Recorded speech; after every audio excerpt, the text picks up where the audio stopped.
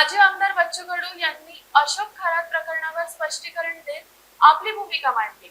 आपल्याला बदनाम करण्याचा प्रयत्न होत असल्याचा त्यांनी आरोप केला। तथाकथित बाबा अशोक खरात याच्यासोबत झालेली भेट केवळ योगायोग होता। आता हे व्हिडिओ व्हायरल करून भाजप आपल्याला बदनाम करण्याचा प्रयत्न करत असल्याचा आरोप माजी आमदार बच्चू कडू यांनी केला।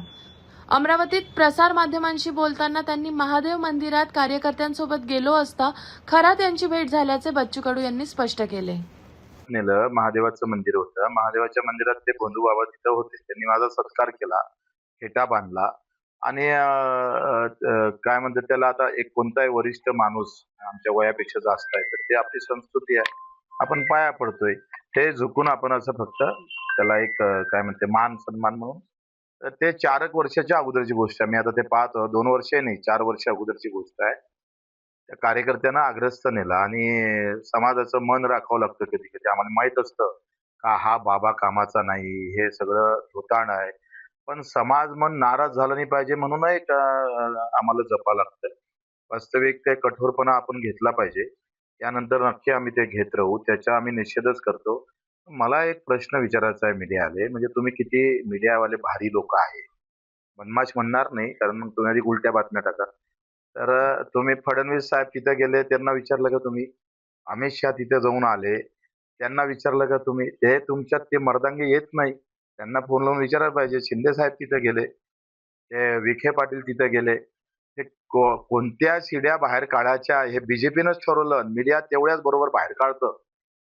व्यवस्थित बीजेपी व्यवस्थित कार्यक्रम राबवतोय आणि मीडिया तिथं जाऊन बरोबर तेवढ्याच, आता 300 कॅशर व्हिडिओ आहे तिथे, मग ते फक्त बीजेपीच्या संबंधित येत नाही। तुम्ही सांगा, जयंतराव पाटील गेले तिथे, तिथे विखे पाटील पण आहे बसलेले, त्याला विचारलं का तुम्ही? बच्चू कडू आहे गरीब माणूस, त्याला कसं बदनाम करता येईल हा अजेंडा तिकूनच आलेला आहे बीजेपीच्या पार्टी कार्यालयातून। त्याच्यानं फक्त मी गेलो काय, सत्कार झाला काय, तर व्यवस्थित बदनाम करण्याचा प्रयत्न होत आहे। वास्तविक अशा बंधू बाबूच्या, मी तर माझं लग्न 2 ऑक्टोबर गांधी जयंती लावलं जेव्हा 12 मास होते, सगळे पंडित म्हणे या दिवशी लग्न करणं म्हणजे उचित नाही आहे। आम्ही या प्रवृत्तीतले माणसं आहे, मग किती डाव दाखणार बंधू बाबाला तुम्ही? रोज सुरू आहे तुमच्या, म्हणजे सकाळपासून 10वा दिवस आहे आता। एवढ्या जर आत्महत्या दाखवल्या असत्या ना मीडियानं, कदाचित त्याच्यावर वाचा फुटला असता।